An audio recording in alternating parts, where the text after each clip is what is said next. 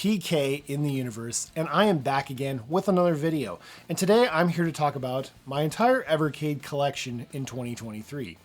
This collection will look differently in 2024, but today this is what I have, and these are the games in my collection and the systems as well. Yeah, I wanted to make a video because I want to talk about, it's been 2 years since I started collecting Evercade games. And it's been 2 years since I uploaded my very first Evercade video. It's a system that I talk a lot about on this channel. It's a system I have a lot of passion for. And there's going to be some changes, next year with my Evercade collection and things I'm going to do with it, One of the big changes I think too is I'm actually going to finally start getting rid of some of these games. Because to be honest, some of them, I bought them because they looked interesting. And then I realized, this particular cart just isn't for me. So I want to get those carts in the hands of some people who will appreciate them more. I do have some plans. I'm not going to stop collecting Evercade carts anytime soon. There's some that interest me, especially Indie Heroes 3, which comes out next year. Definitely going to be getting that. There's some games on there that I'm really interested in playing. I think Indie Heroes 3 will be better than Indie Heroes 2. And maybe even better than Indie Heroes 1. I still think Indie Heroes 1 is one of my favorites. But yeah, anyways, so this video, I'm going to go over the games in my collection, and I'm going to tell you maybe which ones I'm planning on, parting with maybe next year, and I don't know when I'm going to sell them, I don't know when I'm going to have time, and tell you a little bit about the systems I have too. And so yeah, that's the video. That's what this video is going to be. So here we go. First up, we have the arcade collections. I only have 3 of these. You have Technos Arcade 1, which was the pack-in game for the Evercade VS up there. I particularly, of course, like the fighting games. The fighting games are my go-to with this collection, the 2 Double Dragon games. Ironically, I actually like Double Dragon 3 more than Double Dragon 2. I don't know what it is. I don't know why everybody just loves Double Dragon 2, but I just can never get used to the controls on that game. And I've played it with my son, too, and he can't get used to it either. So I don't know what is wrong with us that either one of us likes that and prefers Double Dragon 3 over or whatever. And of course, what I love about these arcade collections is you can, max out as many like coins, as you can, and do like 99 coins on all these. Combative Tribes is another fun fighting game. Yeah, these 3 fighting games on here, I think make this game worth having. And plus, again, it came with the Evercade VS, so it was a free game basically. I didn't get the pack that came with DAT East Collection, but I did eventually get the DAT East Collection. There's some pretty good ones on here. Gate of Doom. Gate of Doom was the really big standout for me. I think I had seen another YouTuber play this game, and I was like, oh, that looks like a lot of fun. Holy crap. Burger Time's fun. God, what else? What else is there? Bad Dudes, the arcade version. That's a great one. Sly Spy. I've actually beat Sly Spy on this or whatever. Yeah, that game's pretty fun too. And of course, how could I forget Tumble Pop? This is my son's favorite game on here is Tumble Pop. He's actually played the game the entire way through and beat it. So yeah, Tumble Pop is a great, mindless, fun kind of game where you just keep playing and just having a ball with that one. So yeah, this collection is absolutely worth it and totally worth keeping. Pico Arcade 1. Man, oh man, whenever I see Pico Interactive, I'm like, I gotta get that collection. If Pico is on there, I get it. I don't know what it is about Pico, but yeah, there's some pretty interesting fighting games and platforming games on here. I have not delved too deeply in this, and that's kind of why I make these collection videos, so I can remind myself, dude, you need to actually be playing these games that you bought, But there's some really neat ones on here. I heard Legend of Silk Road isn't very good. A lot of people tell me that, but I've never actually played that one on here yet. And but yeah, I just think the cover looks incredible.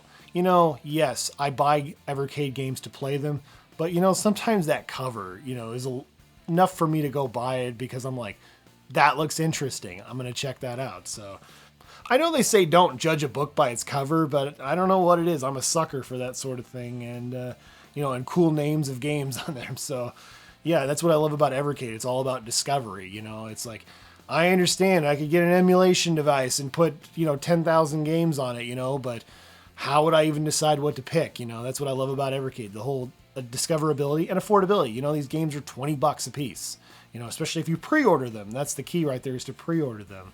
So that's my arcade collections. Up next, we're going to talk about my home computer collections, the blue carts. So we got the C64 Collection 1 and the C64 Collection 2. Why did I buy these? Well, I had bought a C64 Mini, and I had this idea that I was going to do some kind of, comparison, like these collections, are they worth, because you can get a C64 Mini for like 45 bucks. Whereas, obviously these are, $20 a piece. And, yeah, these have the advantage of, you can put them on a portable Evercade and play them. But honestly, I don't even feel like doing a video like that. So I'm going to be honest with you guys. I'm probably going to sell these at some point. And, I'll do like a bundle of Evercade games, just put it on eBay or something and be done with it. I got a great appreciation for these collections because I didn't know a lot about Commodore 64 games. Pit Stop 2 was the huge draw for me on this one. And you know something? I was honestly disappointed. I just felt like the game was just too slow. It was just too slow. And I had a hard time having any kind of fun with it. I am a big fan of racing games, but this just didn't hit it for me.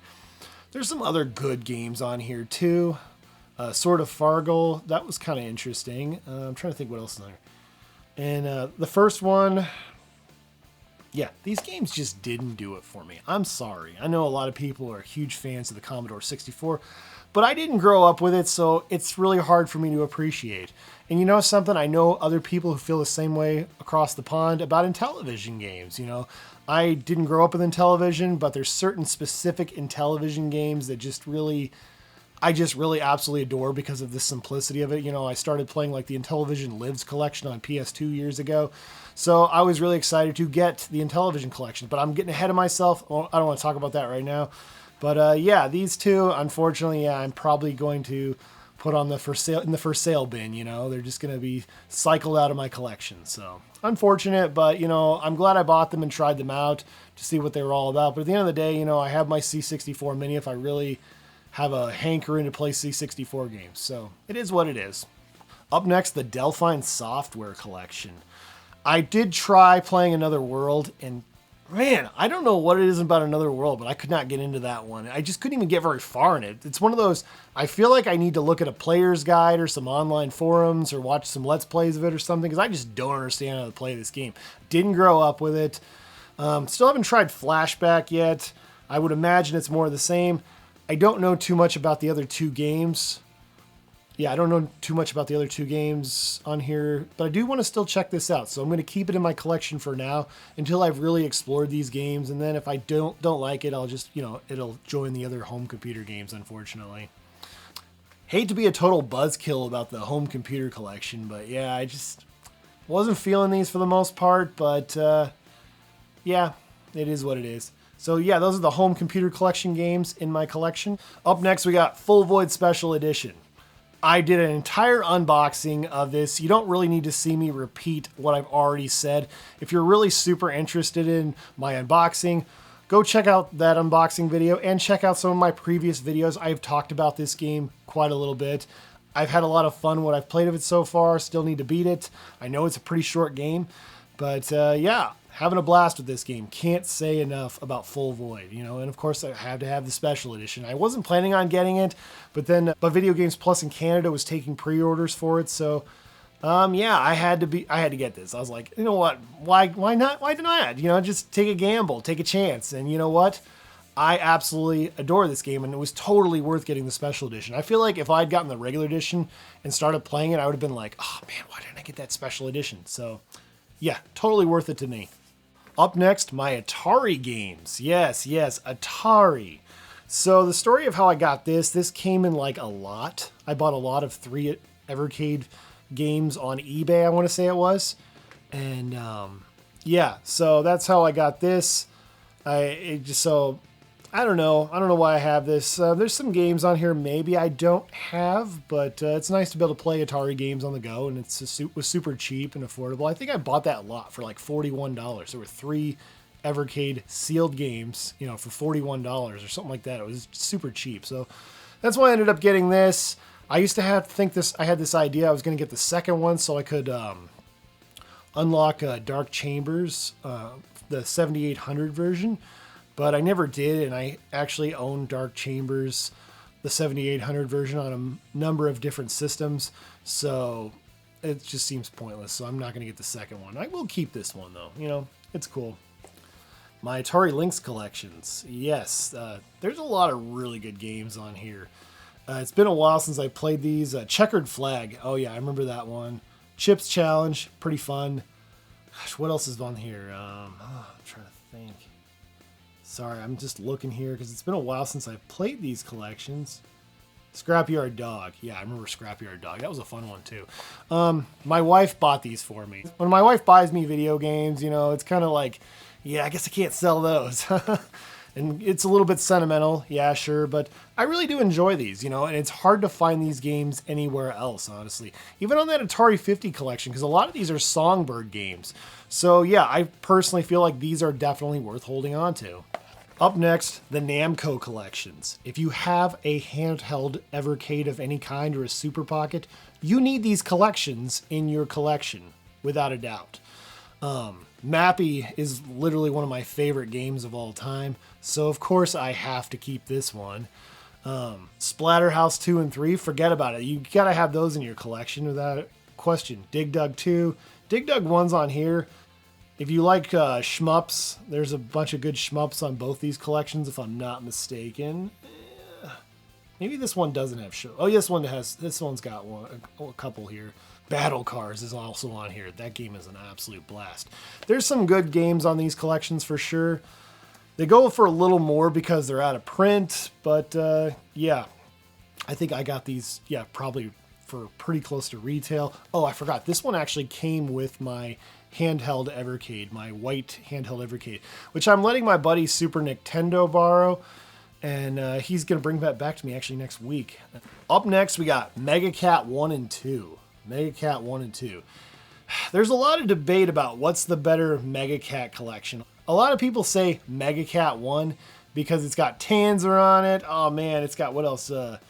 Creepy Brawlers, which is actually a pretty fun little Punch-Out clone.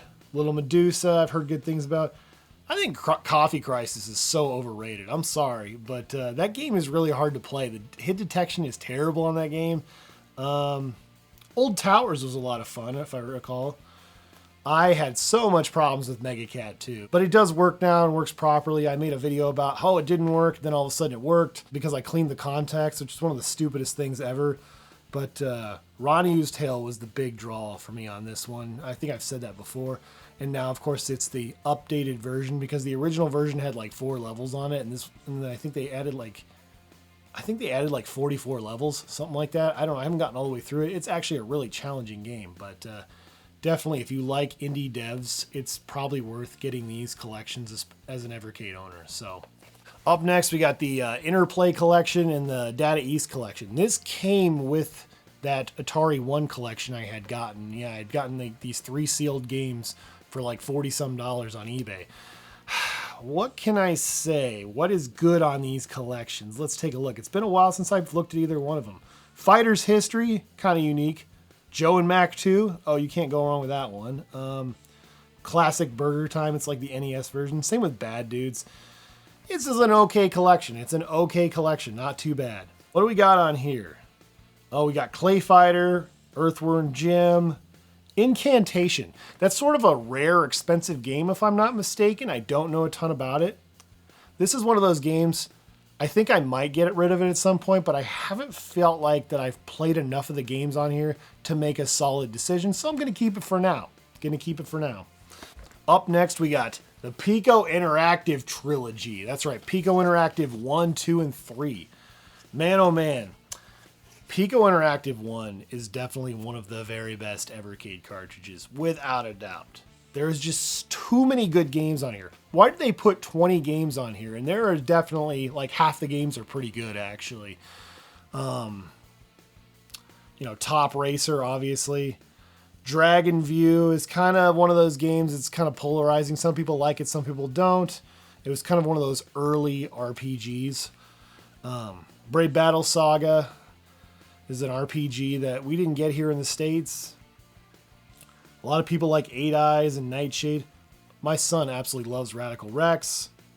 I didn't like The Humans.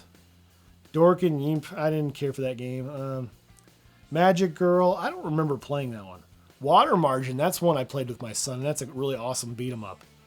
Iron Commando is really freaking hard. Draken, that's actually, Draken and Dragon View are like part of the same series. But Atari owns them now, which is why this became a legacy cart. So Atari bought back a bunch of their IPs, so Blaze obviously couldn't keep making this anymore, and apparently Pico couldn't make some kind of agreement with Atari to keep it going. Tin Head, I didn't much care for that one. The Immortal is definitely not for kids. Power Pigs in the Dark Age, I don't remember playing that one. Canon, Legend of the New Gods, I remember that one. It's kind of like Poor Man's Shining Force. Way of the Exploding Fist, it was kind of fun. Jim Power, The Lost Dimension. I don't know what the appeal of the Jim Power games are, honestly. I don't know, I could not get very far in it. Was not having any fun with that one. But overall, yeah, there's some really great freaking games on the first one. Pico Collection 2. This game gets a lot of hate. I'm sorry, but this collection is way overhated. If you like sports games and you like racing games, this collection is for you. It's got Top Racer 2, Racing Fever. What else? There was another racing game. I think it's a motorcycle game. Oh yeah, Full Throttle All-American Racing. I didn't like that one as much as Racing Fever or Top Racer 2, but it was still pretty good. And yeah, if you like sports games and racing games, this collection is great. Next up, of course, you got Pico III. This is one that I have not invested nearly as much time as I would have liked to. I remember being so freaking hyped for this collection when I found out what was going to be on here. You know, 40 Winks. 40 Winks is a game that was on PlayStation and Nintendo 64. And I had, funny enough, made a video like, we're never getting any N64 games. And we still technically haven't because this is a PS1 version. But I've always wanted to play that game and try it out. I did not get very far in it. Legend of Wukong obviously is an RPG, and that really interested me. Any kind of RPGs are always pretty interesting, especially these games we didn't see over here in the States. Zero Tolerance, oh man, Zero Tolerance. I've been talking about how, oh, we need a game like Doom or whatever, or Duke Nukem. I mean, there's Duke Nukem collections now on Evercade, but that's pretty cool. Radical Bikers, which is actually a very unique version of the game that's on here. Yeah. This is a collection, sadly enough, I have not played nearly enough of to make any kind of firm decision whether it stays or goes. It's one of those games. Again, that's why I made this video, so I can talk about to myself, hey, these are games you maybe need to set aside and really start playing. So, yeah, Pico 3, for what it has on it, is pretty darn impressive. Doesn't have as many games as Pico 1 or 2, but still has, you know, a big step up in quality even from Pico 2, which, yeah, like I said, Pico 2 is great, but, you know, these games I feel like would appeal to more people. So, up next, the Intelvision collections. Oh man, the Intellivision is such a controversial thing nowadays. Hard to believe, you know, just, you know, before 2018, nobody thought controversy when they heard the word Intellivision, but yeah, these two collections definitely staying in the collection without a doubt. I mean, Astro Smash and Night Stalker are my, you know, go-to favorites on Intellivision. And of course, Princess Quest was the big draw, because Princess Quest, of course, was an independently developed game. And it's basically like the Ghosts and Goblins of Intellivision games, and is a ton of fun. I actually thought it was more fun than Ghosts and Goblins, personally. Or Ghouls and Ghosts? Is it Ghouls and Ghosts or Ghosts? It's Ghosts and Goblins, yeah, but there's Super Ghouls and Ghosts, I think. But yeah, this collection I think is definitely worth keeping. And there's some, you know, kind of little Shark. I love Shark. That's another good one, actually. Oh, man. Yeah, this for sure, definitely a keeper. The big draw for me on this collection was Cloudy Mountain and Tower of Doom. Those two games alone, I felt like made this worth getting. Nothing else really stands out too much here. I feel like that Stadium Mud Buggies game isn't very good. Auto Racing's not that great. Yeah, it's these two games on here I felt like alone were worth having, honestly. And you'll see that a lot with Evercade stuff. That's what's kind of interesting about Evercade. Sometimes, even if you get a cartridge, you know, that, you know, most of the time there's at least one or two games that are worth owning on it, even if the other ones just don't appeal to you.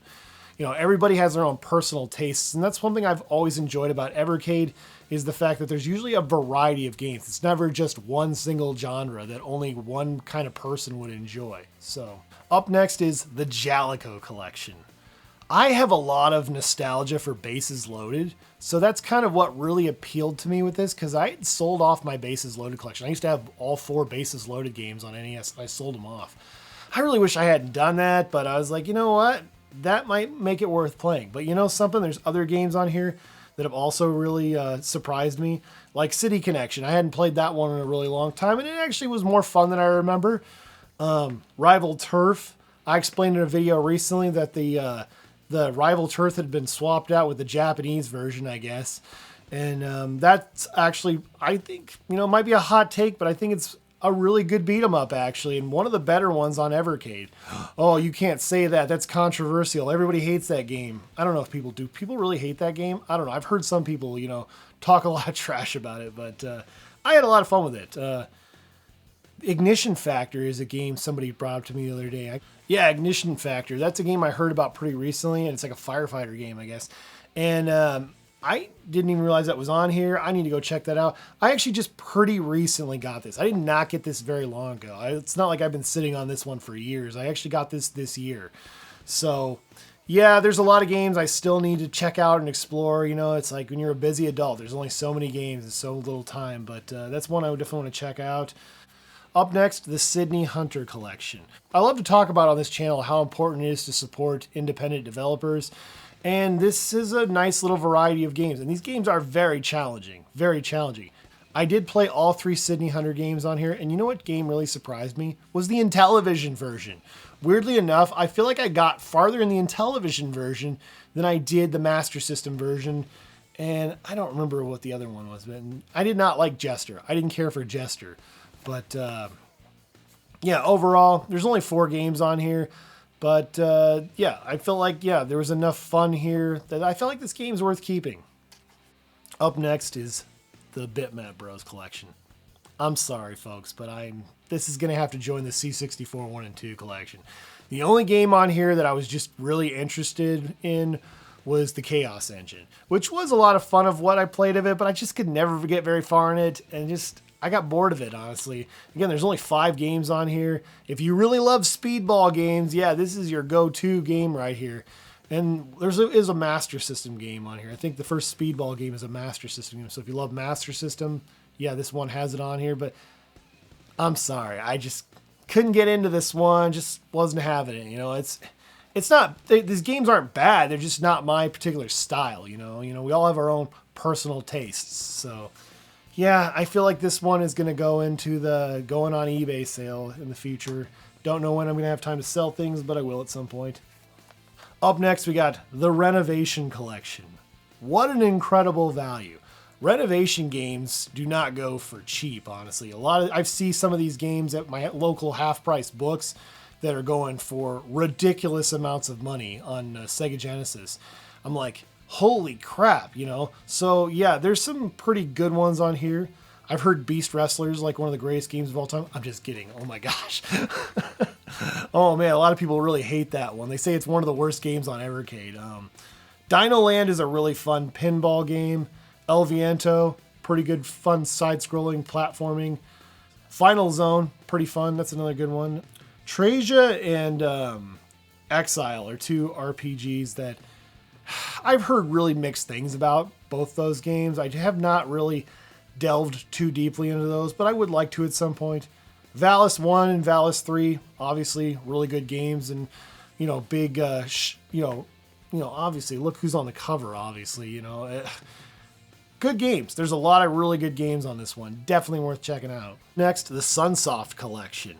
Sunsoft, man. Aero the Acrobat. I remember playing this game. In fact, my buddy Andy had given me a whole bunch of video games. I did a video about this a while back. I don't need to go into great detail, but he gave me a crazy amount of stuff. And Aero the Acrobat was one of those games. And I do have a ton of nostalgia playing this. I think I remember even playing it at his house, actually, and having an absolute blast. Journey to Silius, an amazing classic, a totally underrated classic, incredible soundtrack, awesome story. It was going to be a Terminator game, but then they lost the license, so they made it its own thing. Really challenging game to get through too, actually. So having save states, playing that is great, of course. So yeah, Mr. Gimmick is on here. which, you know, it goes for like, what, $35 from if you bought a physical copy from Limited Run Games. So, you know, incredible value.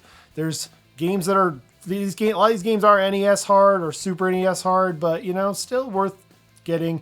I still haven't played Blaster Master Boy on Game Boy, and I love Game Boy games. I want to do more Game Boy reviews next year on my channel, so this is a collection I think is definitely worth holding on to. Up next, we got two games that definitely go hand in hand, and that's the Oliver Twins collection and the Codemasters collection. Oliver Twins. Oh man, there's so many people who love the Oliver Twins, especially if you're over across the pond, man. People are so incredibly nostalgic for Dizzy. The game that really sold me on getting this was Super Robin Hood. In fact, I dressed up as Robin Hood this year for Halloween. So if that's any indicator, I definitely want to make a review at some point of Super Robin Hood. So we'll definitely be holding on to this collection. Now, the Codemasters collection. Sensible Soccer is a lot of fun. Oh my gosh. You know, I'm not even a big soccer guy by any means, but I actually had a ton of fun playing that. Cannon Fodder is great. My son really loves the Big Nose Caveman games. So that alone makes this collection worth keeping. I'm trying to think what else is on here that really stood out to me. Oh yeah, my son also really liked B-52. In fact, he got farther in the game than I did, of course. You guys would be really surprised how many of these Evercade games that I play, and my son's actually better at some of these than I am, you know, but then again, I'm better at some than he is too, you know, so that's what I love about Evercade. You know, it's a family thing. It really can be, you know, if your child is of a certain age and you start them out early enough playing retro games, you know, but my son has his own things he likes too. You know, I got him for Christmas, I got him Dragon Quest Monsters, The Dark Prince. He has no idea I got him that, but I know he's going to love it because he likes Dragon Quest Treasures and Dragon Quest Builders. So, you know, he has his own unique tastes, but he also loves these old school games too because they're fun for us to play together and take turns with sometimes, or sometimes we just play them together. But yeah, this is a collection definitely worth holding on to. Up next, we got Indie Heroes 1 and 2. Man, Indie Heroes. I've talked so much on the channel how I do love to support independent developers and homebrew developers, or whatever you want to call them. Yeah, there's so many incredible games on here. I feel like I've talked about these games in other videos, so I don't really need to talk about them here, but yeah, you want to support small indie developers, definitely check these games out. And I think, like I said, Indie Heroes 3 is going to be the best Indie Heroes yet.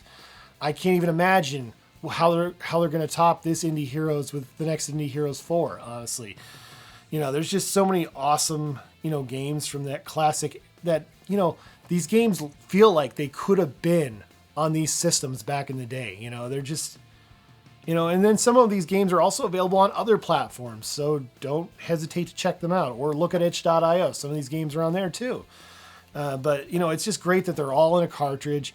And what I love about Blaze is they kind of tease you on the Evercade VS. As you see, I got my Evercade VS back there with the cartridge, where they have a Game of the Month thing. So every time you update your Evercade VS every month, you know, via Wi-Fi, you can play one of these games for an entire month.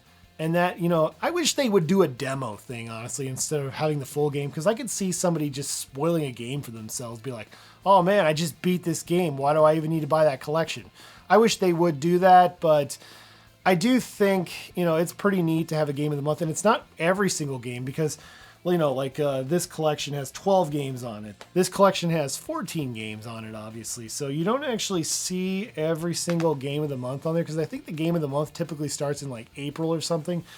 But, you know, it gives you a taste. It gives you a taste of these indie games, these modern classics, if you were. And, yeah, and again, what I love about these collections, there's really something for everyone here. You know, there's a lot of variety. So looking forward to Indie Heroes 3. Next up, we got to talk about the dual carts that I have in my collection. I feel like I've said this 100 times. I'm just going to repeat it really quickly. I bought this game for Xenocrisis, but I fell in love with Tanglewood. Tanglewood is freaking awesome. Said it a million times on this channel, more than I can count. Now, if you guys are longtime viewers, you've probably heard me say that. Always Awakening, Cathedral, Double Pack, a collection that's great to have, but if you have the Super Pocket at the time of this recording, you can't play Cathedral, which I think is pretty lame, but I totally understand. They're still working on a patch, I guess, and that patch will come to the Super Pocket, and the Super Pocket will be updatable through a patch. Basically, you'll like connect it to your computer through the USB-C cable, and you'll be able to eventually play this in the future. There's just no patch for it because when this game was developed, it's a native port for Evercade, there was no Super Pocket. The Super Pocket didn't exist. Or something like Full Void, the developers of Full Void, when they made that native port on Evercade, they knew the Super Pocket exists. So it plays great on that, of course. And up next is my newest addition to my Evercade collection. My wife and son got this for me for my birthday. And that is the Good Boy Galaxy Witch and Whiz collection. Good Boy Galaxy definitely was the game in this collection that I wanted to get. I don't know much about Witch and Whiz, but Good Boy Galaxy just really intrigued me. He really is a good boy, honestly. His name is Maxwell. He crash lands on this planet, and he has to find parts and things like that to repair his ship and things like that. He repairs his ship, and he goes off to these other planets. And it's interesting, you go through these little barrier things and it takes something away from you each time. Maybe it takes your blaster away. Maybe it takes your rocket boosters away. Maybe it takes your shield away, something like that. And this game is a brand new game. And in fact, it's coming out to the Game Boy Advance. And anyways, it's a modern indie game and it is absolutely gorgeous.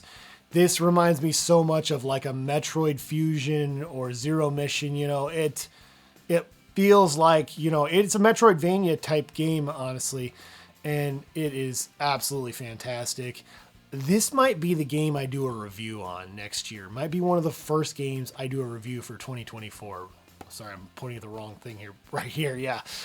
I can't say enough about how much I've enjoyed playing this game so far. I will be doing, some kind of proper review for this. And I'm going to talk a little more about reviews later in the future of my, Evercade videos going forward here as far as game, in 2024, what kind of Evercade videos I'm going to focus on. But yeah, one of the things is doing reviews, and this is going to get reviewed. I'm telling you right now. This is the game that got me started collecting Evercade, and that is Techos Collection 1. Techos Collection 1.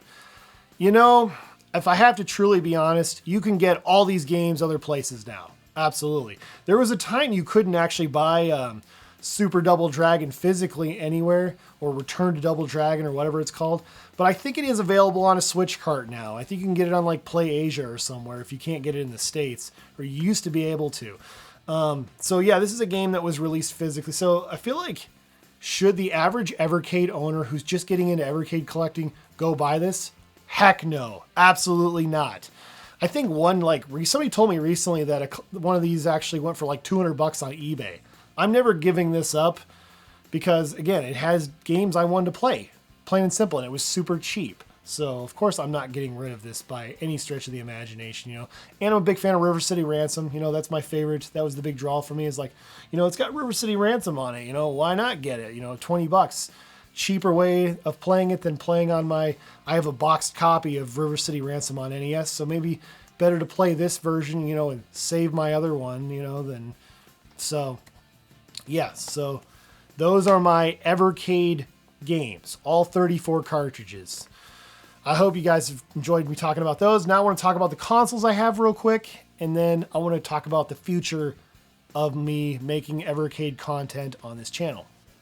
First up, of course, we got the Evercade VS. This is my Evercade VS I bought at launch. The Evercade VS is the reason I got into Evercade stuff. Was not a fan of the portable Evercade. Did not interest me in at all. But again, I did, as I mentioned earlier in the video, I did get a white Evercade. My buddy Nick is borrowing that. He's bringing it back to me on Wednesday. But I didn't really feel like a need to include that so much because that's not as big a deal. I do have another handheld Evercade, and that is the purple Evercade. That's right, folks. They only made 1,000 of these. I got this on eBay. It was loose, but I didn't care because I've always wanted a purple Evercade. I like the color scheme, honestly. It reminds me of the GameCube, and I was like, if I'm going to get I think I already had the white Evercade at the time, but I was like, this might be pretty cool to get if I could find it for a great price. I was always like looking and stalking eBay, just looking for a great price. And I think I paid like $110 for it or something like that. And it came with the carrying case. So that's nice because I never had a Evercade handheld carrying case. So that just felt like a huge bonus right there. So yeah, really happy to have this very unique item in the Evercade collection. This is rarer than the black handheld Evercade Founders Edition, honestly. They only made 1,000 of these, so it's really neat to have this in my collection. Now, the thing about that handheld Evercade, you know, that purple one that there's only 1,000 in existence of, I used to like to take it with me to go places like the gym. I used to like to, you know, ride the bike at the gym, and I'd play games. There's certain games you can play pretty well, but then there's other games I would not recommend playing because it's so intense and can be really distracting. But there's some really chill, relaxed games on Evercade you can play. So I'd always get kind of nervous bringing that thing to the gym. I'm like, what if I drop this thing? Wouldn't that be absolutely terrible? That's part of the reason I got a Super Pocket. And more specifically, I got the Taito Super Pocket because, you know, the Capcom one didn't appeal to me as much. And I'm like, well, if I wanted to get all those Capcom games, why wouldn't I just get an Evercade EXP, you know, which would be a much better system. But this thing is fantastic. I've been talking a lot about it on the channel. I mean, I don't know what to say that I haven't already said about it. For $60, you know, it plays Evercade games and it's got built-in Taito games that work great. I don't know what else I can say about that. So going forward, what am I going to focus on next year in 2024? I think 2024 is going to focus a lot more on the games I already have, you know, and actually focus on reviewing games, you know, again, like I used to, you know, like back in the day. You know, I got 34 cartridges. Let's do something with these besides just talk about, oh, these are games I like. These are games that interest me. These are games I think might interest you. You know, I want to talk about the games, you know, in much greater detail. You know, I haven't done nearly enough about it. So I just play these for the pleasure of playing them. Like I said, I like to play a lot of these games while I'm working out at the gym or just at home chilling, you know. I mean, I don't feel a need I got to, you know, broadcast every time I play an Evercade game. I'm not that kind of person. But, you know, and I also talk about Evercade news that's interesting me or something, you know, like, oh, I didn't know this about Evercade, you know, that's happening right now. But I want to focus more. 2024 is going to be the year I focus on more on the games themselves. I always talk about how it's all about the games. You know what? You know, it like Blaze could shut down tomorrow and it would not be the end of this YouTube channel or the end of my world because at the end of the day, I got a bunch of cool games I can play and enjoy and talk about with you guys, my audience. So yeah, there's going to be a huge, bigger focus on talking about the games. So that's what I wanted to talk about with this video. I wanted to show you guys my collection. And, you know, am I still excited about Evercade? Am I as excited as I was on day one? No. Am I still excited about Evercade? Heck yeah. Especially the indie stuff. You know, there's going to be one of my purchasing choices, you know, more and more indie stuff I think will be the focus. Or it's just got to be like a game I'm incredibly nostalgic for, you know. So, yeah, focusing on getting more indie stuff, paring down the collection, and talking more about the games, you know, because at the end of the day, that's what it's all about. It's all about the games. That's all the time I got for today. Thank you for sitting through this very long video. I really appreciate everybody who comes to this channel, and I'll talk to you guys later. Peace.